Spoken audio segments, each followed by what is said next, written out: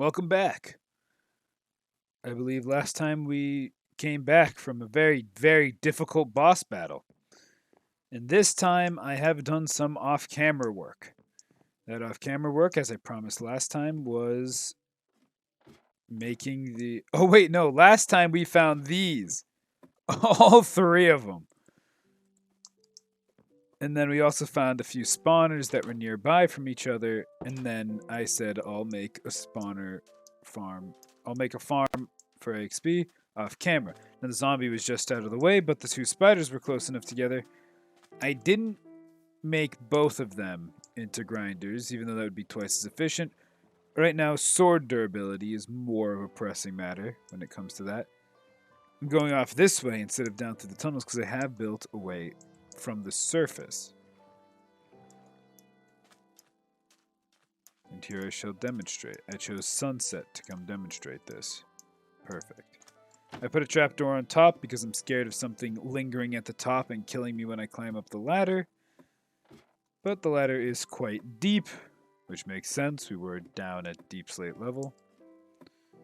My golden apple supply looks lower because I ate quite a lot of golden apples during the setup. My shield has taken damage because the only way to collect AXP. So here's this farm. Follows some designs from several people. I just copied one of them. They use trapdoors like this, and in the version of Minecraft they're in, they can pick up XP orbs from this. Now I can't, so what I have to do is I have to come in like this to get it. But that requires me to get closer, so I have to use this. Anyways, good amount of string and spider eyes, as one can see. So I can't even use this down here. The second spider spawner is down here. I just blocked everything in so I could go AFK and feel safer. But then I also built this and I just AFK right here. It's not the midpoint. This is technically the midpoint. Right here in these blocks. So if I do it on that side, this is how it will look. But, and then this is also, I close this so in case anything does happen to get through, it can't come through really, besides like a baby zombie at most. And again, I blocked myself. Very paranoid. I just don't want to die while AFKing. That just feels like the worst way. We're going to waste those spawns. Because I'm not going to have you watch me beat up some stuff. But there is going to be a mild difference with my equipment because I have used the farm off camera. And I got quite a few levels, and I spent those levels. As you can see, my level is 16. That means I also probably combined something. That is true. One of my earliest enchants was Depth Striders 3, but it was only Depth Striders 3 on the boots. So I needed to put them onto better boots. And if you've been watching in the past, you know the enchant I have been searching for was Feather Falling 4s. Because those things are bound to save my life. Drowned. He's just chilling.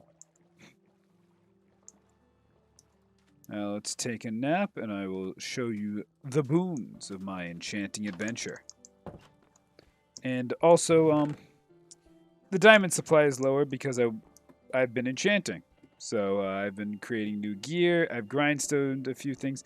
I had to make a new pickaxe because my previous one broke. During that, and then I ended up making another pickaxe because I got an enchant that I wanted on a full durability pickaxe. Because I ended up getting a pretty cheap Silk Touch with Silk Touch Efficiency 2. Because that was a level 2 enchant, so I took that. You'll also notice that I'm wearing a gold helmet now. I just gave it a level 1 enchant, or the top level. It's not true level 1, it's the top level of the level 30. I took off the thorns from my chest plate to set it in the cycle. These I've already had, but here are the brand new boots. Prot 3, Unbreaking 3, Feather Falling 4s, and then I threw Depth Striders 3 on them. The sword is Knockback 1, I've been cycling it. The Smite sword broke a while ago. Then I got this sword and it cycled through a few enchants. Now the Netherite pickaxe. Had Fortune 2 before, now it has Efficiency 4 and Breaking 3. If you're asking why would you take Netherite, the Fortune 2 off of your Netherite, it's because I've got this baby now. Efficiency 4, Unbreaking 3, Fortune 3. Now, why is it in the chest instead of on me? Well, for those of you who know what fortune does, it creates more drops, which fills your inventory faster. So silk touching an ore will allow you to bring it home. You then do spend double the durability because then you have to get the enchant off, or first you have to then place all the ores again, then break them with your fortune. But I think it's worth it for inventory space when I have to pack an entire section of my inventory with healing. I also brewed up some new potions, but my amount shouldn't really have changed. But besides that, that's sort of all I did. It felt like a lot. Probably is a lot. And what I want to do now is I want to restart. Oh, wait. One last thing. Remember this looting 2 sword? Well, now we got a looting 3 diamond sword. It is only looting 3. I am not prepared to take just looting 3 with no sharpness into farming wither skeletons. I might farm other mobs with it, but I would prefer to get sharpness. The question was for me whether to do sharpness or smite, because if I'm trying to kill wither skeletons, smite is just better. But I'm not sure because endermen will also be something I want to kill with looting, but they're a non-hostile mob, so I can farm them using the boat strategy. So it's sort of been... I've been back and forth in my head on how I want to do this. But for now, what I do want... is I want to go mining. Because I'm low on diamonds. So we'll use the silk touch, netherite, and this grand inventory of mine. Should craft another shield before anything. We do have lots of gold. Should probably craft some more apples. Let's go with, I think 9 will be the number that ends up being crafted if I grab 8 blocks. Yeah, that should be. I know math, and that should math out because 8. And there's the 9th. Gold doesn't have much more value than golden apples, so creating another 9 golden apples is just reasonable. By creating the shield, we also... I'm just going to toss out the old one, because it's very dangerous when these things break in the midst of combat. So I'll just toss it out. And then I could go underwater for mining. Or I could take a trip along the surface. And I think I'm going to do that. And furthermore, while I'm out doing that, I might as well take a saddle with me. And if I find being worthy of being ridden into the sunset, my food supply, yeah, that's enough, probably. I still have the infinity bow in case you missed it. Eldritch Blast, my power 5 Unbreaking 3 infinity bow. And we're working on getting the equipment up. I'm going to get more diamonds. And as for bed mining, I'm still not 100% on how I want to do bed mining yet. Because, on whether I want to do it at all. Because first off, it's just dangerous. I'm not that great at it. With these idols, it does limit the risk a bit. Not entirely, but a bit. But then there's also the secondary problem of I have no clue which way I should go, but this way is just ocean. I know that. I know it's that way. I know it's that. I should go the other way. But I can do it without guaranteeing myself a death. And if I grab myself a blast protection piece of gear, which I plan on getting, so most people understand the rules of Minecraft. You just get protection because it's versatile. I don't need versatility. I know what is going to kill me, and it's going to be creepers that I'm not prepared for. It's going to be ranged attacks that whittle me down, but none of those will kill me off. Those will just whittle me down. So to kill me, you need to do a significant amount of damage at once. Or you need to whittle me down without healing. But as we've learned about my inventory, I have quite a substantial amount of healing. The ways to die quickly. Poisoned into something could be dangerous if I cannot get out of that situation, which means witches are dangerous. And so are poison spiders technically, but golden apples give me absorption, which takes some of the poison damage while the regen regens my normal health. So poison can be somewhat mitigated. Then we have sort of another version of poison, which is wither. Wither is more dangerous because I can't see my health, but knowing that it will be doing damage, I can probably solve it in much the same way. So, dangerous, yes, still very dangerous, but between notch apples and totems of undying, the wither itself should be doable. I'm not going to say free because it certainly will not be. But the wither skeletons, I'll be able to survive. Hopefully. And with these rebirth idols, I should be able to, again, in theory, survive even if I get sloppy. Now, other things that can kill me, fire and lava. Again, the rebirth idol can help, but that's what fire resistance potions are important for. And we've gotten to the point of wealth where I can probably, and probably will, just drink lots of potions of fire resistance in the nether. If I'm doing anything above lava, I will chug a fire resistance potion. Now, another thing that can kill me quickly, falling. That is why we obtained the feather falling 4s. What book is this? Sweeping Edge 2? Not interested. Another saddle. Another golden apple. I'm not even going to take the gold. Not that it's not worth my time, just not worth the inventory at the moment. If I want it, I can come back and get it. I know where generally this was. Also, I have so many saddles, they're just not worth it anymore. Well, Feather Falling 4s just helped me reduce the fall damage I took from being stupid, which is another general case use of it, but big falls can kill me quickly. This looks like a dangerous cave. We'll take a quick peek, but it does look dangerous. Have I been to this exact cave before? I don't think so. That looks new.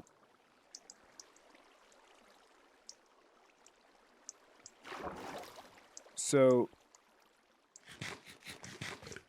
creepers and the wither are significant threats.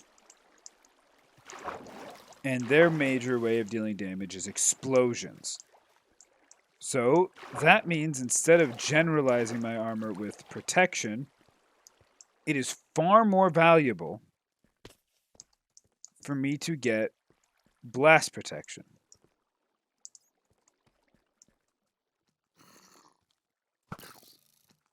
Eldritch Blast. This cave actually looks very promising now. I am not in need of gold. I mainly am in the need of diamonds. Anything else I really need? I don't use redstone. I don't see any lava, so no need for the water bucket immediately. There's some diamond. But fire can deal a lot of damage, so fire resistance wouldn't be bad, but I can do that with a potion. So, mitigates the need for the fire resistance enchantment. So as long as I prepare when I need, as long as I prepare fire resistance for when I need it. Oh, that hurt.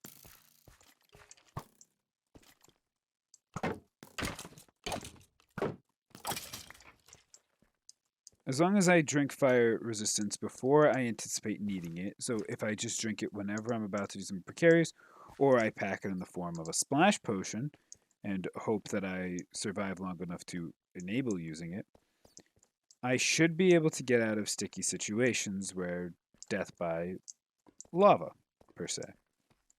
I do not want to get into these narrow corridors.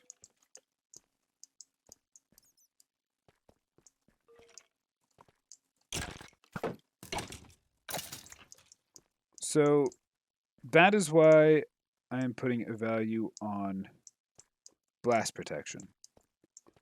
And of course, blast protection goes up to 4, so I would want blast protection 4.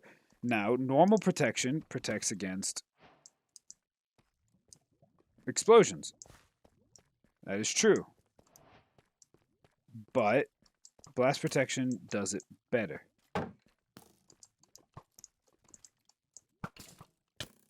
Ow. Whoa.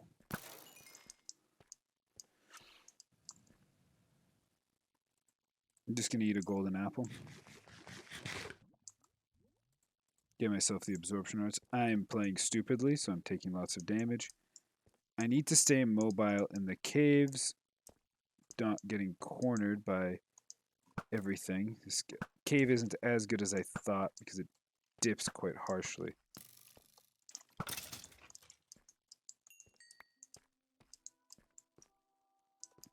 So here's where it came from. Do a quick scan over here. I will want to take that dip and go downwards. And there's my water spout that I'm going to use to get down. Now there are no mobs at the bottom here, so I'm going to quickly jump down because if I go down slowly, mobs might spawn at the bottom. And we've discussed how a skeleton just sitting there will just chip away at me. We can repair the bow if we need to. It'll cost a lot of levels, but rather burn some levels than burn some HP. It's an infinity bow, so its durability is its amount of uses, and it has Unbreaking 3.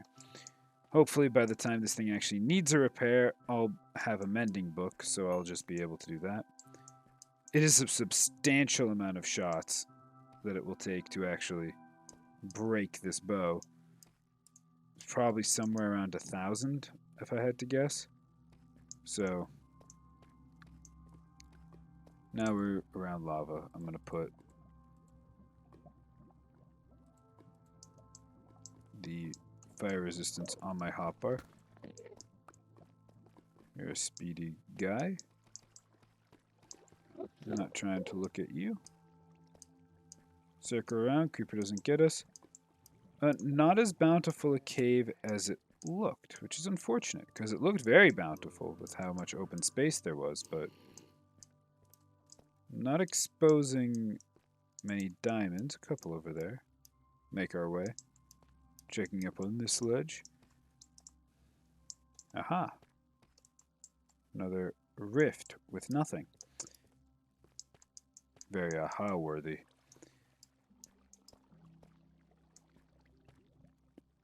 So for the next boss fight, I will need to gather resources, or I need to just stumble upon the Warden, but I don't know how to find the Warden any faster. I technically know what the conditions for his biome are. The higher the erosion, the more likely the biome, and then you want one with the structure that generates, but I don't know if there's like an Eye of Ender system for that structure. I'm assuming not, but I'm not 100% on that. Also, that boss itself is not limited to just one at a time. So, if I play it wrong and I actually spawn 2, that could be devastating.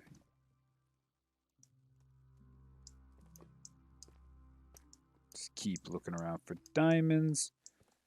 We can afford to go deep. What do you know about rolling down in the deep? The depth striders already feel nice. and I have the protection of the feather fallings, so I don't fear falling far. Well, I mean, I still fear it, but death by falling is a lot harder to achieve. I'm kind of surprised that I'm seeing so little diamonds. I mean, this is just the deep slate level right here. Oh, I did not see you. I was looking around at the ceiling. You sly dog, you caught me monologuing. This variant of the sword is on a knockback sword, which is unfortunate.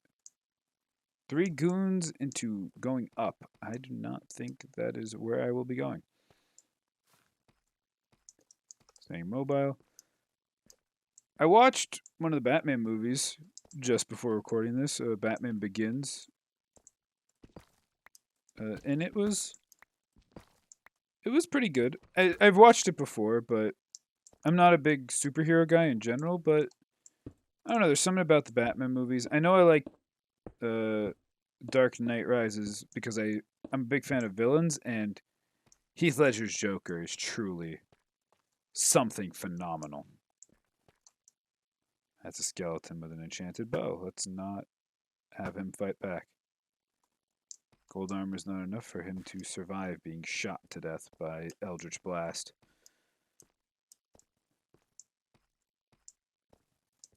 Honestly, we're getting so few diamonds. I'm going to get that one in the ceiling.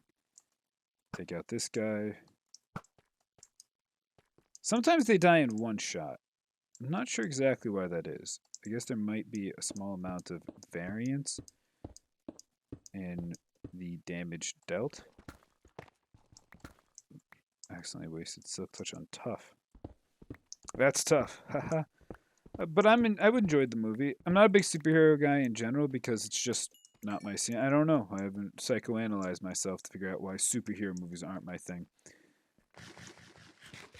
But I haven't watched only good ones either. I've watched some stinkers because my friend wanted to go see a new Marvel movie just because it was new.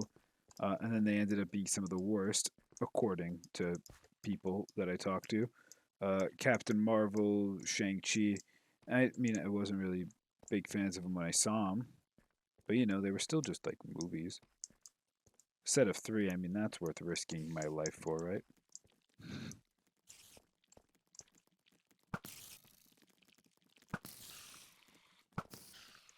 Yeah, my bow should one-shot spiders. I guess I just didn't fully draw back on the first shot. Hey, Creeper, you're not a guaranteed one-shot.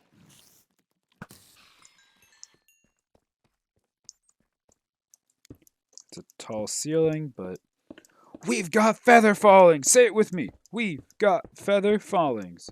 So that means we can build up next to that devastating looking skeleton over there.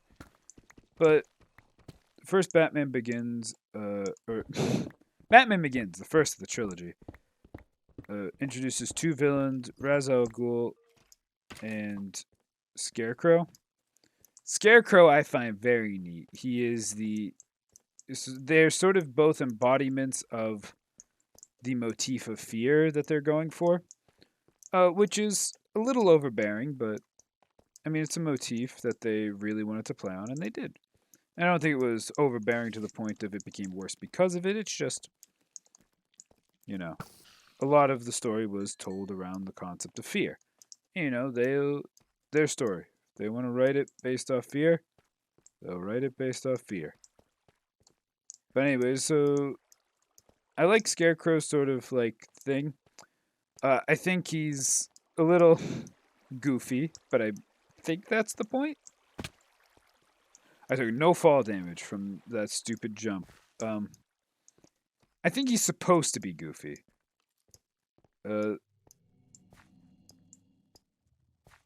It's not like, oh, I loved him because he was a great written villain.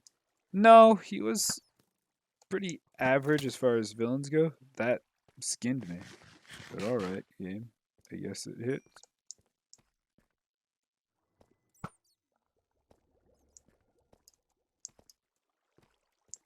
But I enjoyed Scarecrow because he is a little bit goofy.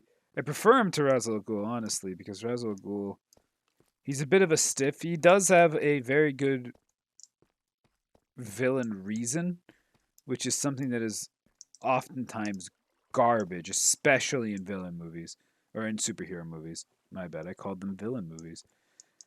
A lot of times in superhero movies, villains have the worst reasons for doing what they're doing. Oftentimes, it's just like, I want to be the hero, but you're the hero. So fuck you. I'm going to be the hero because you'll be dead. Which is like, that makes no sense. If you're asking which ones, I'm not exactly sure.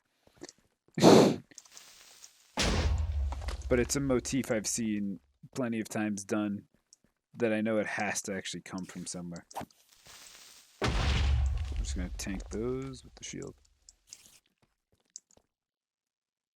I hear skittering, lots of it. Potentially a cave spider spawner.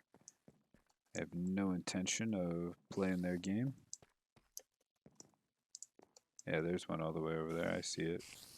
Though I hear some above me, which is terrifying as well. But Ra's al Ghul did have pretty good villain reason, which was he's part of an organization that believes it's better to stop stop a city that isn't beyond saving.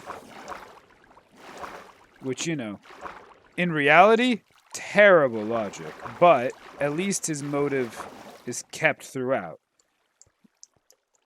A lot of the times the villain is pretty cliche of they're there just to at some points it's like we're here to do something evil, and oftentimes they don't even do the classic, which is world domination, which honestly they should do more. World domination is a good classic trope. If somebody believes they are better than everybody else, they will believe that they can rule everybody, especially if they're narcissistic, which oftentimes villains are. So the I want to rule the world trope shouldn't be like a taboo. More times, villains should lean into it. Now, don't lean just into it. There should be more story to it than just, I want to rule the world. Why? Because I'm better than you. But that's a real good basis. You can make somebody powerful, and the reason that they're dangerous is because that spider has regen. So does that spider. Whoa, both of them have regen. All three of them have regen? All four? No, that guy was just the dead one's particles. I walked into a spider's nest.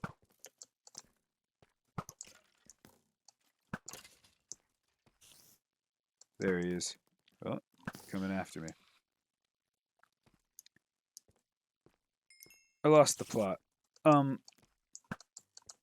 Point is, I enjoy Scarecrow being goofy, and I enjoy that Ra's al Ghul's reasoning is consistent. Reason I prefer Scarecrow over Ra's al Ghul? Scarecrow is a villain for the sake of within Gotham. Gotham is ruled by the powerful villains, and he is intelligent enough to want to be on the side of power. Now, he's not moral, he's intelligent, though. He creates chemicals which are beyond the scope of even a shadow organization. So he's clearly shown that he has an extreme amount of prowess.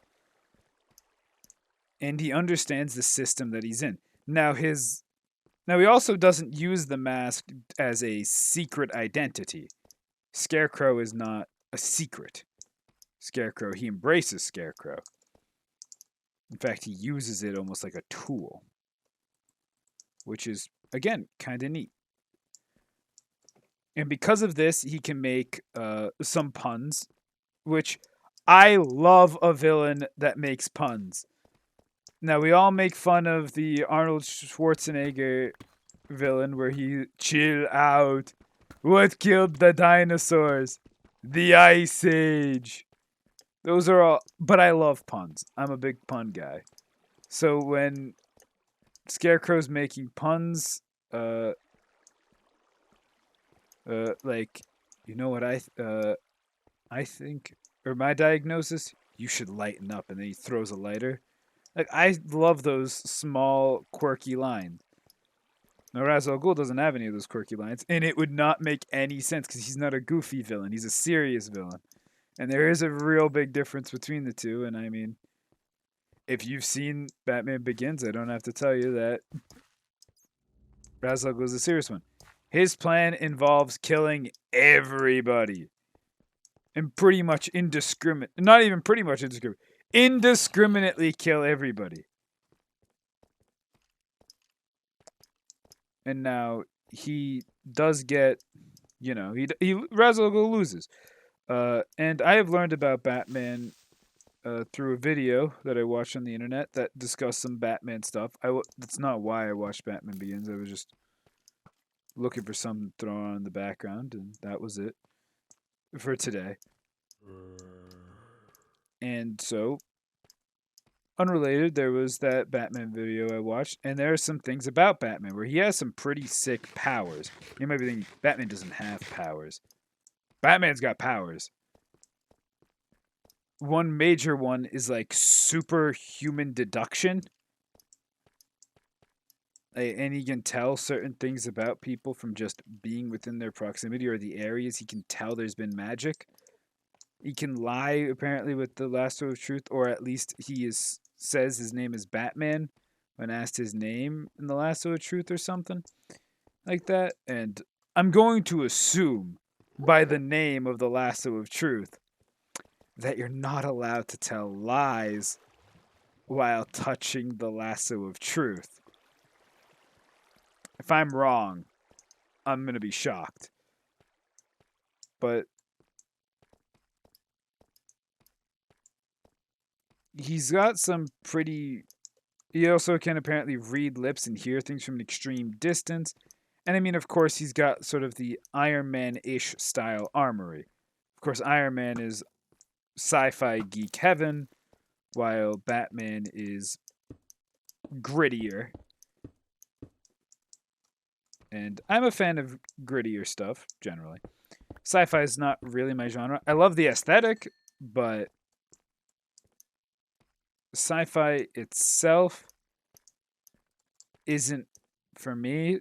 A lot of the themes that are common of a sci-fi trope tend to be things like... What do tend to be the... corruption is usually a big focus of it. Technology out-advancing man. And, of course, there's always going to be your classic person who believes that tech has gone too far, and then they use some superpower to make tech obsolete. These are just... Or they use their power to attack those who utilize technology. You'll get tropes like that, which, I mean, far more thought-provoking, but they're just not as interesting to me. So, something like Batman, which is just sort of a gritty... It's very much fantasy, but it's... I hesitate to say dark fantasy, because it's still not really dark fantasy. I'm going to call it low fantasy. So in fantasy, there's normally two big categories of it. There's high fantasy and then there's dark fantasy. High fantasy is your elves and your kingdoms and your magic. And it usually has a very distinct set of right and wrong. Usually something like necromancy is a dark magic. And that falls within the realm of high fantasy. Because it is a very high and mighty, your high elves, we believe in the power of friendship would be high fantasy as well. And then there's dark fantasy, which is something like Goblin Slayer would definitely fall into the category of dark fantasy, because the entire point of that fantasy is that monsters are truly monstrous. They do things that are completely disgusting by human standards. And they generally tend to show how power, and the general theme in dark fantasy is that power can belong to anybody. So evil people and good people both have fantasy powers. And generally, there isn't a line in the sand. Evil people have evil powers, good people have good powers. Occasionally, there is some distinction between the sources of power, but it isn't just evil people are evil, good people are good. It is people use power for their own objectives. It's what some would consider a more realistic view on fantasy, though I would dispute that as well because, well, first off, the point of fantasy is it's not realistic. I just need to kill one so I can get to the other. The reason I don't like saying one is more realistic than the other because the point that not those people, I'm creating a straw man here. The point of saying it's more realistic is because people in reality have motives and selfish reasons for doing things. And if powers like necromancy existed, yes, it would generally be deemed as frowned upon within certain communities. Jesus Christ, this was a mistake. I need to get out of this cave before I hemorrhage. I'm just going to sprint jump because when we move quickly, we're actually pretty hard to hit.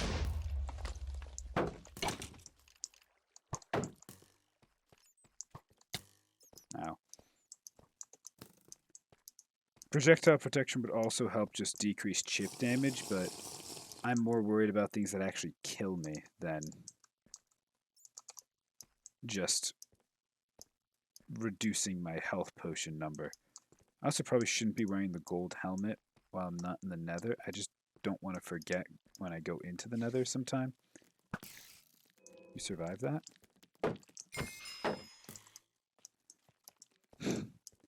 These skeletons are ruthless and everywhere. So the reason I don't like saying dark fantasy is more accurate to reality is because, yes, while most of the time the villains feel more real, I don't necessarily agree that reality would be so corrupted by power that it wouldn't create distinctions between magics that are good and evil. Let's take something like The Witcher, where fire magic is viewed as evil because it consumes your soul when you cast it. The source is so terrible that there is no justifying it. Well, if that's the case, then this is a dark fantasy setting, by the way. Reality would be that in real life, we too would deem fire magic to be illegal because it eats your soul. And if it eats your soul, it's a bad thing. So that's simple enough to establish. So then what? Okay, well, in reality, we would separate pyromancy. Not that nobody would practice it, but it would probably be made illegal. Guess what?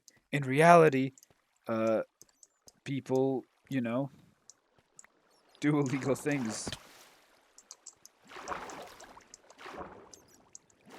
But my point being that it's not necessarily more realistic to split into good and evil.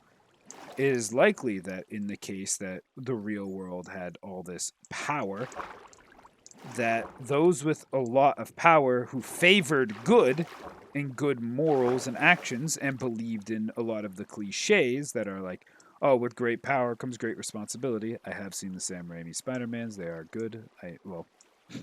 I've seen the first two, and they are good.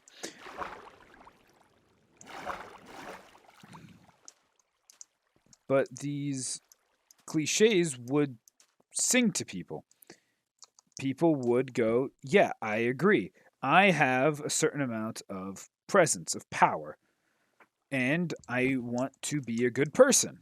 And they would be good people. Now, there are people who would abuse their power, but then there would be good people who counter it. And now, would that can still happen in dark fantasy, but it's sort of this push and pull of, yes, it can happen, in dark fantasy and high fantasy. Dark fantasy makes those villains more realistic because they have more selfish motives. None of them are just, I am going to be evil to rule the world. But high fantasy also shares some of those properties. While villainy is usually viewed as, very cut and dry, that's the villain, that's the good guy. It can be told very easily. In dark fantasy, generally you can make opinions, and while there are it's probably less than the 99.1% split of that most people would see in a high fantasy good versus evil, it'd still be like 95 to 5% people viewing it as good versus evil. The only difference is how well is the writing to justify the actions of the villain.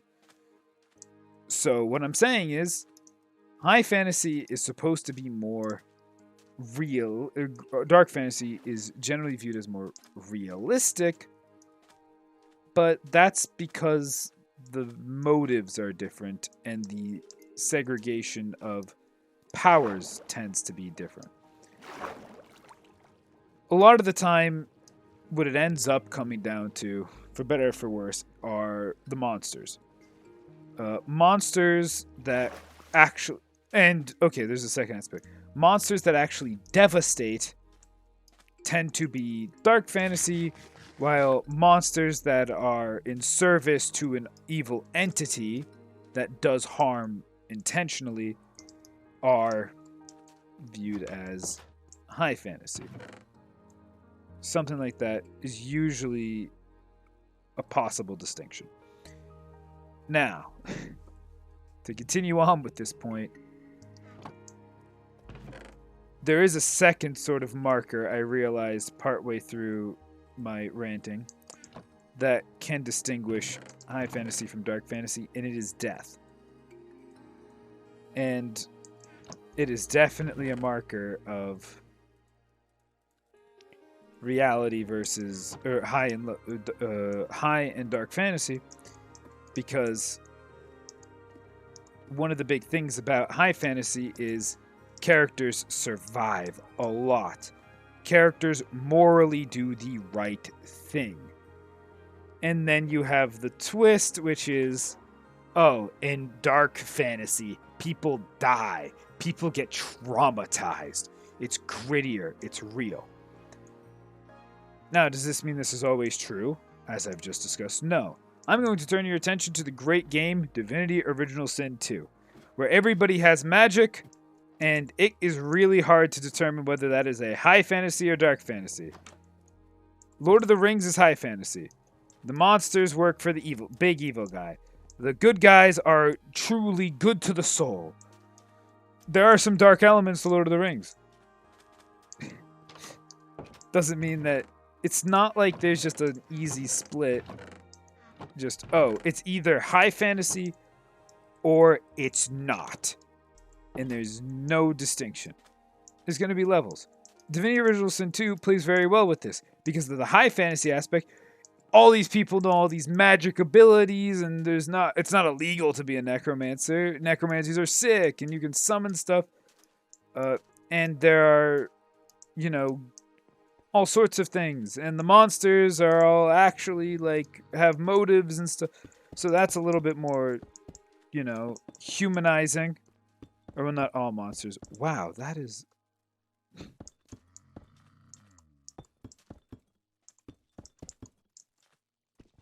So that's sort of like, that's a humanizing element, which makes that's more high fantasy. And it's like, yes, who's the evil guy? It's this guy. It's like, he's evil, all right. Why is he evil? Because he's king of the illegal magics. And it's like, that's evil. Everyone will agree that's evil. But the whole point of your character is that you have the illegal magics. So it's like, is he evil for having the evil magics? No, he's evil for how he uses them. But why are these magics illegal? It's not because the essence of the magic itself is illegal or is evil. It's illegal because it attracts monsters. That's a pretty good reason to make something illegal. if fireworks attracted giant eldritch beings, people would most likely make fireworks illegal. And more people would obey fireworks being illegal than just people don't like them. That's a lot of diamonds now. We're now out of iron. Well, next mining trip. No. Um. Anyways, it's a lot of back and forth discussion between the two to the point where generally, and this is truly why it's called dark fantasy. If you can imagine the setting with a lot of bright light and shiny palaces, and it's a lot brighter in your imagination when you see it, and a lot more magical effects, that's probably high fantasy. If you draw it out in your head and it looks grayer, gloomier, it's probably dark fantasy. So why do I call Batman low fantasy instead of dark fantasy? Because it doesn't use that much fantasy.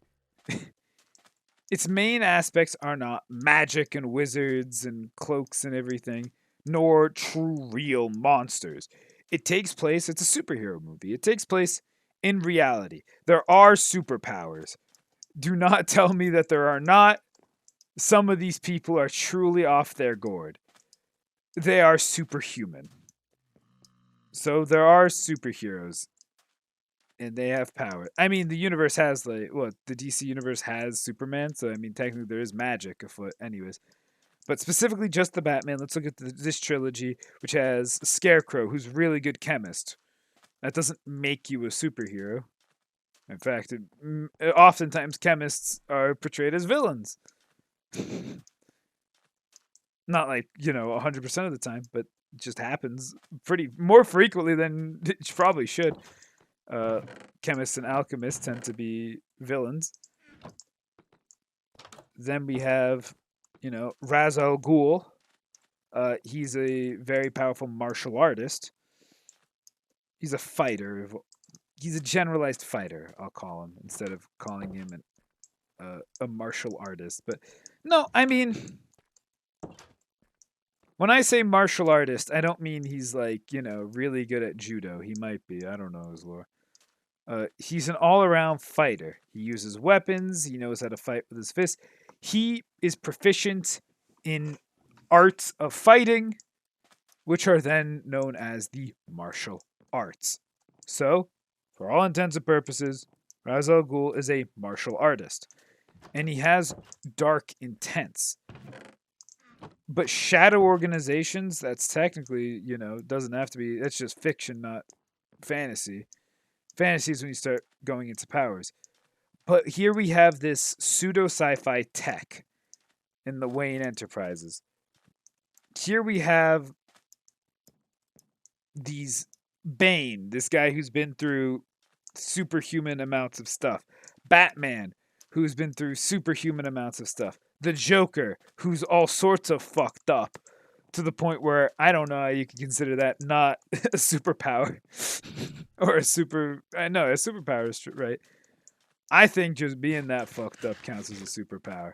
I love the Joker. I love Heath Ledger's Joker. I love Joaquin Phoenix's Joker. I'm a big fan of it. Great character. Love a smart but insane guy. So, I'm a big fan. But there's not that much fantasy, but I would still consider it fantasy over fiction because it feels like they're using not magic, but they're using something akin to magic. They're sort of twisting the archetype. So instead of using magic, they use superpowers, but that's sort of the same thing. In Batman, they don't use superpowers. They use this background super stat, I guess we'll call it. Something to make the characters beyond reality. Which is why I consider it sort of a magic of sorts. Now, is that exactly right? No, not exactly, but I think it's accurate enough to distinguish. So that's my opinion on Batman 1. I'll probably watch Batman 2 after I finish recording. My backlog's actually pretty low. I'm getting a little startled by that because I'm actually getting viewers now, which is wild. Thank you if you stuck to the end. I appreciate it. I'm not trying to become like a huge YouTuber. I mean, don't get me wrong. Would be real cool, right? But my goal is just to do this sort of as a hobby, to sort of have fun. If I can grow a small following, that would be real cool. That's what I'm sort of looking for. But I want to keep the consistent daily uploads. I have fun uploading them daily. My episodes are long, so they're clearly time consuming. I don't edit them, so that saves me some time. But my backlog is actually pretty low. As it stands, I'm recording this. There's only 2 episodes in the backlog, and then they're building of this tower. And by in the backlog, you might be thinking, well, what happened to the other 4 that have been recorded since? Those are not rendered. I usually try to render at least a video a night, but I didn't have them recorded because I had a busy week. And then I recorded them, and then last night I should have rendered 1, but I forgot. So tonight I'm going to render 2, and usually rendering 2 means my computer goes into standby while the second one's rendering. And then tomorrow morning I'll just have to deal with not being able to do most of the applications in my computer for probably about an hour, but so what? I should be able to get away with that. And then I will schedule those 2. And then that night I will get another one in the hopper. Then in the morning I'll get another one in the hopper and leave my computer on. I'll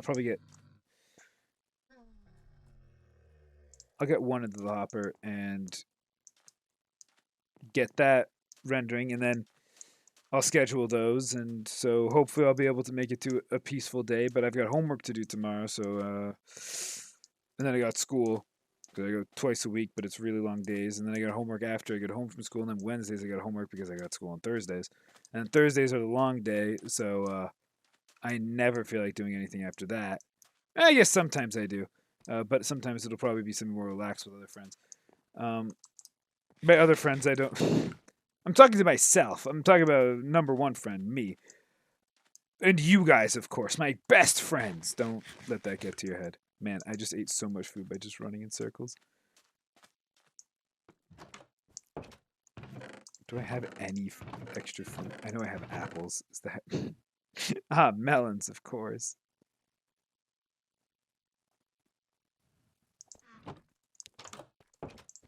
But as I was saying, it's hectic. So I spent a good amount of time yesterday recording. I had a lot of fun with that. So it was enjoyable. I do enjoy recording these. I wouldn't do it if I didn't enjoy it because this is literally just a hobby. I don't feel indebted to anybody. Oh, you pufferfish hit my ship.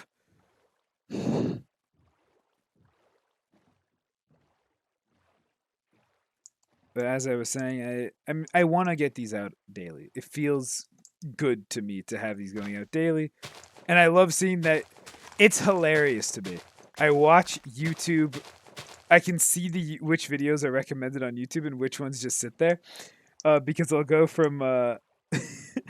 It was really wild to me. I went from 2 viewers on one video to 8 viewers to 100 viewers.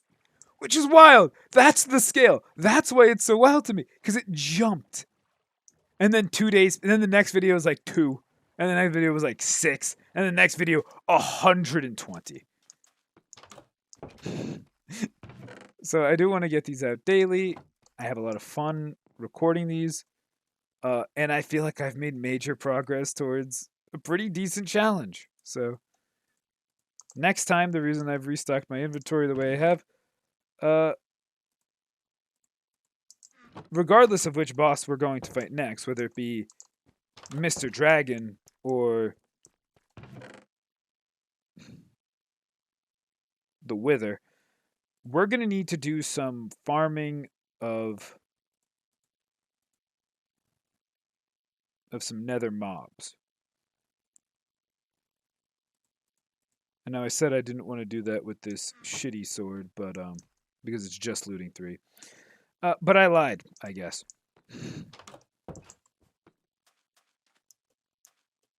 In fact, I'm not even going to take the knockback sword.